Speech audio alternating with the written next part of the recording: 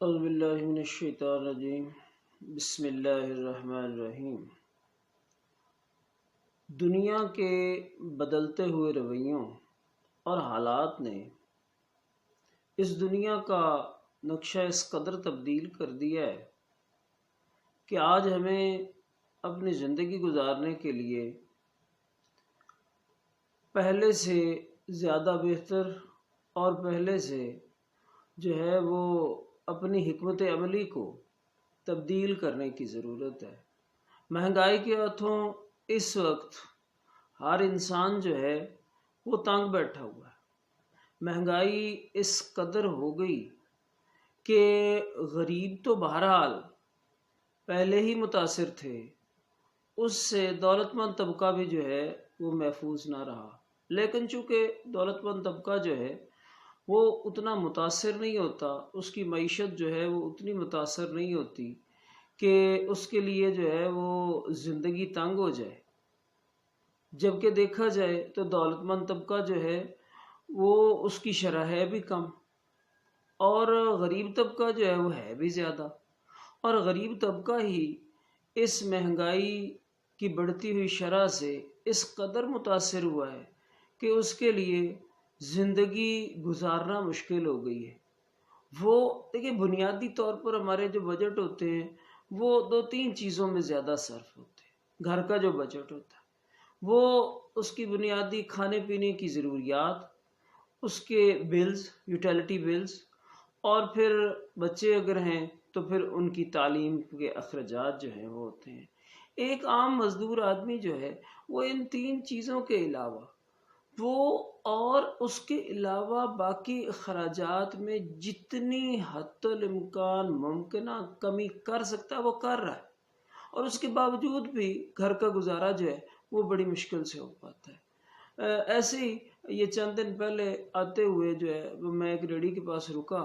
Fruit لینے کے لیے، تو اس بندے سے جب میں نے ریٹ پوچھا تو مجھے ریٹ کچھ زیادہ محسوس ہوا،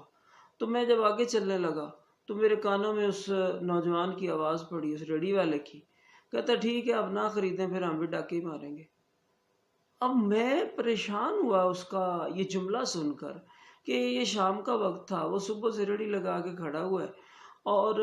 جو ہے وہ شاید اس کا پھل بیچ نہیں سکا، جس کی وجہ سے وہ مایوس ہے، اور مایوسی میں وہ یہ جملہ بول رہا ہے۔ اور یہ رجحان جو ہے یہ بڑا عجیب ہے کہ اب اس کو شاید اپنے گھر کی معیشت اس طرح سے چلتی ہوئی نظر نہیں آ رہی جو اس کے ذہن میں منفی خیالات پنپ رہے ہیں، اور وہ اس کا ایک جملہ جو ہے وہ ہماری اس سوسائٹی کا عکاس ہے کہ اس وقت جو ہے وہ مہنگائی کی شرح اس قدر زیادہ ہو چکی ہے کہ عام آدمی جو ہے اس کے لیے زندگی گزارنا مشکل ہو رہا ہے۔ وہ اگر اپنی بنیادی ضروریات سے ہٹ کر وہ پھل کھانا چاہے، وہ ہفتے میں کو 2 دفعہ گوشت کھانا چاہے، گھر کے لیے لے کے آنا چاہے، تو یہ تو اس کے لیے ناممکن ہوگا۔ 800 1000 روپیہ مزدوری کر کے جو ہے وہ کمانے والا بندہ جو ہے اس کے لیے یہ بات بہت مشکل ہو جائے گی کہ وہ پھر دیکھیں زندگی ہے، اس نے جناب شادی بیاہ پہ بھی جانا ہے، اس نے جو ہے وہ برادری کے اندر رشتہ داروں میں اپنے دوستوں میں فوتگیاں ہو جاتی ہیں، وہاں بھی آنا جانا ہے، تو اس طرح سے اس کے تو پیسے جو ہے وہ علاج معالجے اور کھانے کی ضروریات سے ہی نہیں بچ رہے، تو وہ بیچارہ زندگی کیسے گزارے؟ میں یہاں آ کے یہ سوچتا ہوں کہ دنیا کی تاریخ ہے کہ انسان جب کبھی بہت زیادہ حالات سے مایوس ہو جاتا ہے تو پھر اس کا رجحان مذہب کی طرف زیادہ ہوتا ہے، اور ہونا بھی چاہیے، اور وہ پھر خدا کی طرف زیادہ آتا ہے۔ تو پھر اگر ہمارا حکومتی معاملات پر اختیار نہیں ہے اور ہم اپنی آمدنی کو بھی اس قدر بڑھا نہیں سکتے اور معیشت پر بھی ہمارا کنٹرول نہیں ہے اور ہماری زندگی اجیرن سے اجیرن ہوتی جا رہی ہے، تو پھر ہم خدا کی طرف رجحان کیوں نہیں کر رہے تاکہ وہ ہماری اس موجودہ کمائی کے اندر برکت ڈال دے؟ دیکھیں، اس کے لیے کوشش کرنا، محنت کرنا اور یہ نظریہ رکھنا کہ جو ہے اللہ ہمارے اس ملک پر خیر کرے اور اس کی مہنگائی جو ہے وہ دور ہو جائے اور لوگوں کا طرز زندگی جو ہے وہ بڑا آسان ہو جائے، یہ تو خواہش بہت اچھی ہے، اور اللہ کرے کہ ایسا ہو، یہ میری بھی ہے اور آپ سب کی یہ خواہش ہے اور ہونی بھی چاہیے۔ اور لیکن اگر اس کے باوجود آج ہم دیکھ رہے ہیں کہ ہم مشکل سے گزارا کر پا رہے اور ہماری آمدنی کے بڑھنے کے بھی ذرائع نظر نہیں آ رہے اور مہنگائی بھی کم نہیں ہو رہی ہے. ہر مہینے اگر بجلی کے ریٹس بڑھ رہے ہیں، پیٹرول بڑھ رہا ہے، اور اس طرح سے یہ جن چیزوں کے بڑھنے سے جو ہے وہ ہر چیز مہنگی ہوتی چلی جا رہی ہے اور سستا ہو رہا ہے تو صرف انسان ہو رہا ہے. تو پھر ہم مذہب کی طرف کیوں نہیں رجحان کرتے؟ پھر ہمیں اللہ کا خیال کیوں نہیں آتا کہ وہ اعمال جو اللہ کے رسول نے لوگوں کو بتائے کہ تم یہ کام کرو تو اس سے تمہارے جو ہے نا وہ گھر میں برکت ہوگی، تمہاری روزی میں برکت ہوگی. تم گھر آؤ تو گھر والوں کو سلام کہو، ٹھیک ہے، تو اس سے روزی میں برکت پیدا ہو جاتی ہے. تم درود شریف کی کثرت کرو، اس سے بھی روزی میں برکت ہو جاتی ہے. ایک بڑی آسان سی بات ہے، ایک آسان نسخہ آپ کو بتاتا ہوں کہ آپ وہ کر لیں جو ہر بندہ کر سکتا ہے. آپ صرف یہ کریں کہ آپ ہر وقت باوضو رہنا شروع کر دیں. آپ پھر برکتیں دیکھیں کہ ہوتا کیا تمہاری زندگی کے اندر تبدیلی کیسے آتی، تمہیں کتنی روحانی تسکین میسر آتی ہے اور آپ کی موجودہ روزی جو ہے وہ آپ کے لیے کیسے کفایت کرتی ہے.